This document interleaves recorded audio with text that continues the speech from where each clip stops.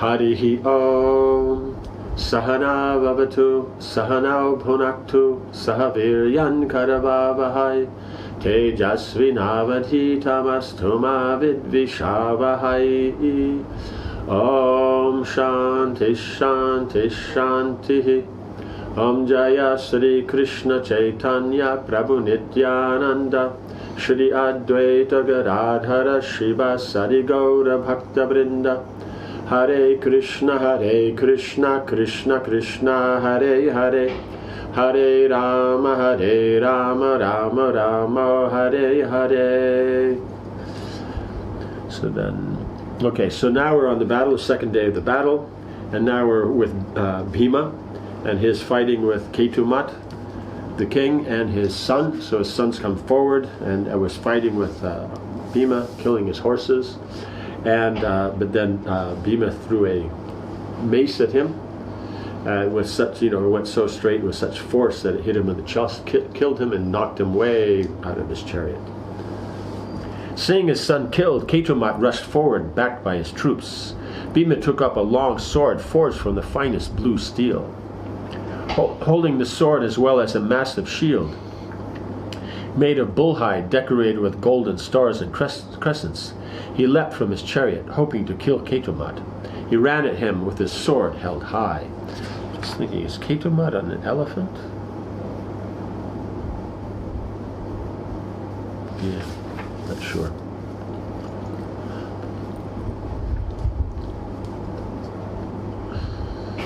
Ketumat at once released a poisoned dart that sped towards Bhima. The Pandava whirled his sword and cut it down as it flew. He shouted in the exultation of battle, and his shout filled his enemies with fear. Because we remember on the first day, when they first started, all 18 Akshauhinis of soldiers shouting war cries created this huge, a dune or dun of noise. But above that, you could hear Bhima alone shouting, right? So here, now it's a smaller group, his shouting is naturally going to make them fearful. Ketumat became completely enraged and hurled 14 more darts at Bhima, each with heads of sharpened stone. Bhima cut all of them into fragments with his sword. As he performed this wonderful feat, Ketumat's brother, Bhanumat, who was mounted upon a great elephant, rushed upon him with a lion-like roar. Unable to tolerate that cry, Bhima shouted even louder. Both yells terrified the troops, and their animals froze in fear where they stood. Bhima ran towards Bhanumat and leapt onto his elephant. With a powerful sword stroke, he cut Bhanumat into two halves, which fell on either side of the elephant. So it means he jumped up on the elephant, went up on the head, like that, just there, and then cut him in half this way. And then two halves just fell like this. Okay. Bhima then swept his sword down and severed the elephant's trunk. As the beast fell like a mountain hit by a thunderbolt, Bhima jumped clear. He stood on the ground, roaring furiously, because this is a great elephant, because these are war elephants. So any elephants that you have seen, whatever it is in the zoo or in the circus, or like that. These aren't war elephants. War are male elephants they're huge. They can handle battle. They just the more it gets crazy, the more crazy they get, the more angry they get. They're so big. If they stomp like this, they just stomp people. That means it's not that they're like that, crushing their foot or like that, bumping their knee or something. They just smash them flat. They're big guys. The Kauravas looked in horror upon Vayu's enraged son, no longer considering him human. Right? So they just think, oh my God, what is this? It's just beyond. It means they fight and they have their level, but this level that he goes to is just so intense that even they just, he's not from here. I mean, technically he's not. He is from the heavenly planets. Bhima began to whirl around like a firebrand, cleaving a path through the enemy with his bright, blood-soaked sword. Right? So it's a blue sword. That means it's the quality of steel. It's so fine like that. In Europe they call it Damascus steel. But Damascus, they made the swords And so swords from that, they were called Damascus steel. But actually Damascus got the steel from India. So, that's you always see as these high-grade ones, they always mention how they're blue. So Bhima's is blue, the Nakula Sahadeva, they mentioned their swords is blue. So that's just the standard. And so now that blue sword is bright red, because firebrand means you're swinging like this. Firebrand means that you have something that's on fire, because you swing it like this, no one can get close to you because they'll get burnt like that. So he's swinging around like that with his sword and fighting at the same time. So he's not just swinging, spinning. He's spinning and fighting and killing, and just the moves he knows and all that. It's just heads and limbs flew about as he slaughtered innumerable warriors and their animals. So it's not just that they fall off because he's spinning; they're flying. So it's a wild. He moved around the field with the speed of a hawk. Anyone who came before him was instantly slain. So it wasn't like, there was a bit of a, fighting there, and then at some point he got the upper advantage. No, it's just one stroke. He's just killing, that's all. He seemed to be Yamaraj himself at the time of universal disillusion. The Kaurava troops were terrified. They ran about in all directions, screaming in fear. Bhima exhibited various motions. He wheeled and whirled, making side thrusts, leaping high, jumping forward and then back. He moved about like a frenzied dancer. All the while his sword flashed, seeming to cover all sides at once. As he butchered them, the enemy soldiers shrieked. Hundreds of elephants fell with fearful cries. Bhima hacked indiscriminately into the forces of the Kalingas and Nishadas. The ground around him was strewn with broken armor and weapons.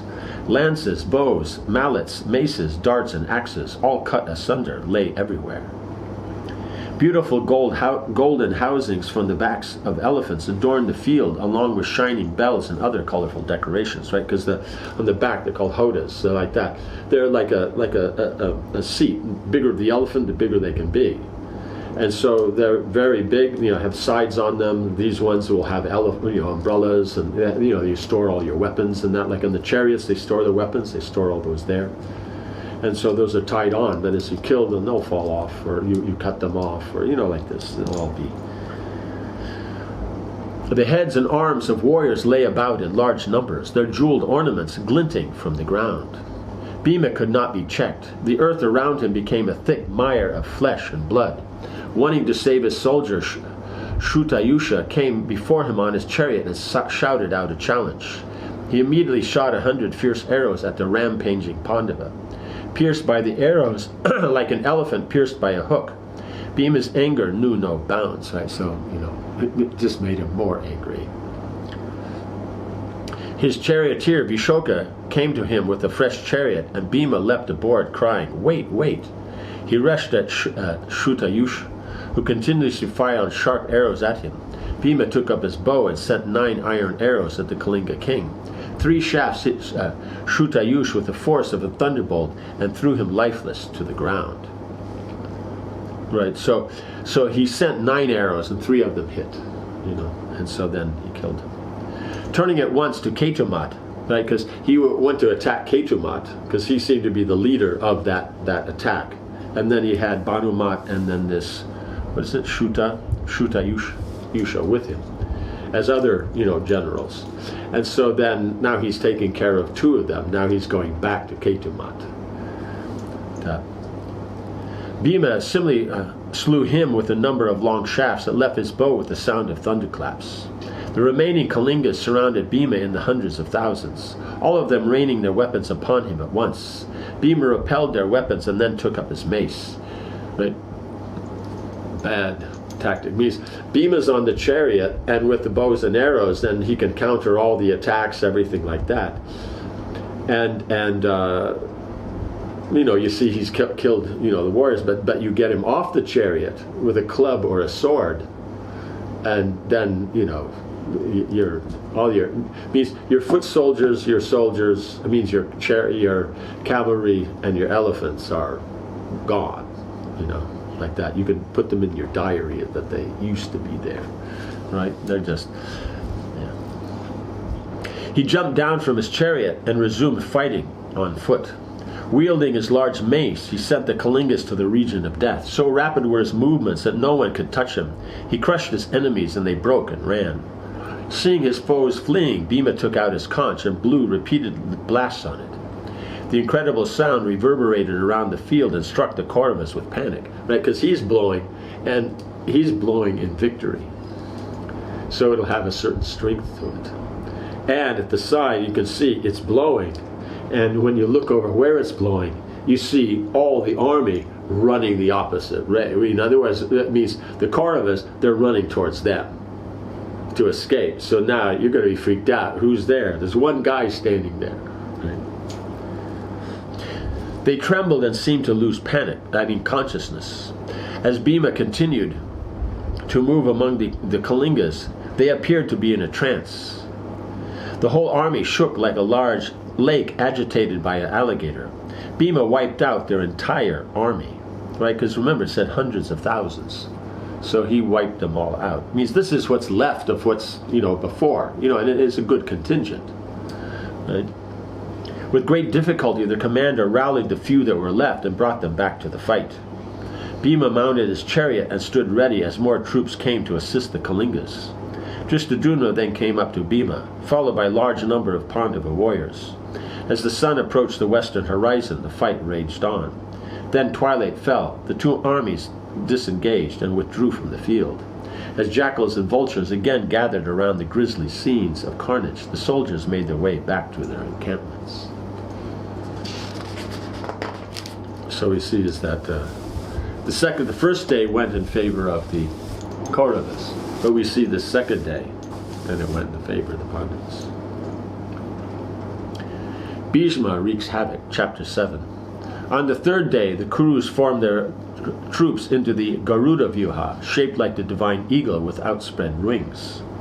Right? So that'll be more straight wings, like that. Well, you see, the crow will have those the bent wings, back like this. So you have the point out here and here. So it has these very main places and all that. So now they've used the Garuda.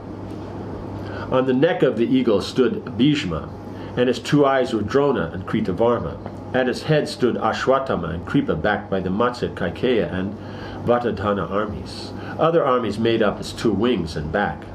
Duryodhana with all his followers were at its center and tail, right? Because you have to have a place to protect. So in the same way is that basically at the heart is where you'll put the king. And then these others are all around, how they'll attack, how they'll deal. Because here they'll make that attack. If they spread out, then here this armies will take care. Or if you're attacked and you're able to, people are so focused here, these guys can come around and catch. Because always remember, birds they go like this, so they can't surround, In opposition to the Kurus, the Pandavas countered with a formation in the shape of a crescent. Its points towards the enemy, right? So they have the head here, and then the wings, but they use the moon, the crescent, so they're going out like this. So where their head is, you have to get farther in, but for them to get in, you're already partially surrounded. And then here at these points, then they can attack and come in. So, because the wings will be generally weaker, but if you put something strong at the tips, then you can fight down this way, and then they're in, and then they're surrounded. So that's why each one has its advantages and disadvantages. So whatever one they uses, then they use the other one to counter. No, it's good. It's fun. Bhima stood at the right point, surrounded by many kings. Drishtadyumna and the immense Panchala army formed its middle. Behind was Yudhishthira, protected by Satyaki and numerous other chariot fighters, because the moon will be thicker. It's not that, it's a crescent moon that's like that, but it's got some fatness here. So then at that point, that'll be Yudhishthira. Arjuna stood at the left point with Gatotkacha and his awful Rakshasa troops, right? Because here is also Bhima and the immense Panchala army, because you need those armies there at those points, because you're dealing with army here. So foot soldiers and all that are here, so then you need here. So you have a leader who will take it in, and then, so if anybody, they have to come from the middle out, but you're already devouring their troops from the two sides. So it's good. Once again, the two armies closed to the sound of countless drums and conch shells. They resembled two clouds merging in the heavens. As soon as they met, the great slaughter began again. Urged on by Krishna, Arjuna displayed his full prowess. He seemed like the destroyer himself at the end of creation. Many heroes, hoping to win glory, and with death as their goal, came before Arjuna as he let loose his shafts. It means, if you're going to die, you'd want to die by Arjuna, right? In a sense. As they fell by the thousands, Arjuna carved a path through the Kauravas. Fearing that Arjuna might destroy his entire force in one day, Duryodhana commanded his generals to surround the Pandavas. So that means somebody has to go from that head and go out to the wings. That means they have to go through those armies. But he's making his way in. But the point is farther he comes in, the less distance they have to go. So it works out. Coming upon him from all sides, they hurled their bright lances, darts, clubs, maces, pikes, battle axes, mallets, and arrows. Smiling in the midst of the downpour of weapons, Arjuna quickly checked them with his arrows. Because smiling means you're very expert. It's not a difficulty, right? So that's the thing that goes on. It's not a problem there. So so that's why you even see in the Natya Shastra will be described that the musicians, when they play, they should be have very pleasant faces like that. They shouldn't be making these faces where it looks like it's working so hard. Nowadays it's like, yeah, you're really working. But the point is that means it's hard for you. You're doing a good job, but you really have to work at it. But if you're smiling and doing the same thing, that means it's very easy. So it's just much more, it gives more to the pleasantness of it. Then you can think about the melody and that. The other one is, what is he doing? Like that. Does that make sense? So the rasa can be tasted more. Arjuna quickly checked them with his arrows. At the same time, he maintained his attack on his assailants. In the sky, the Celestials were astonished by his extraordinary lightness of hand, and they praised him loudly. Lightness of hand, just so quickly he can do the things. How he grabs, how he does, and things like that. So very, very light. As Arjuna engaged with the Kuru chiefs, other Pandava heroes also attacked the Kauravas. Yudhishthira and the twins fought furiously, driving back the Kaurava forces with their incessant showers of arrows. When we say Arjuna is the best, that doesn't mean everybody else isn't really, really good. It just means out of those, the most excellent fighters in the world, Arjuna is the best of those.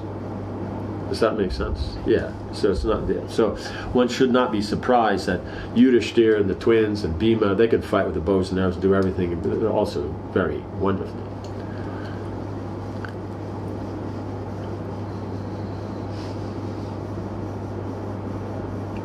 Bhima and Gatotkacha, father and son, performed terrible feats of valor, right? Because they're coming in from the other side. So Arjuna was coming in from one. Yudhishthira, now they're coming in from the middle. And then you have Bhima, now they've got around to the other side of the crescent. So it's Bhima, so father and son there. And he's with his Rakshasa army. So and they're big, they're strong, so similar like their father. Then, just go in there and just, it's just, how you say would be lay waste, to the army. So now we'll hear, what will unfold here in this day, because the chapter, remember, is Bhima wreaks havoc. No, Bhishma wreaks havoc. It's going to be Bhishma has to come and save the day. Om Hare Krishna, Krishna Krishna, Hare Hare, Hare Rama, Rama Rama, Hare Hare. Srila Prabhupada ki jai.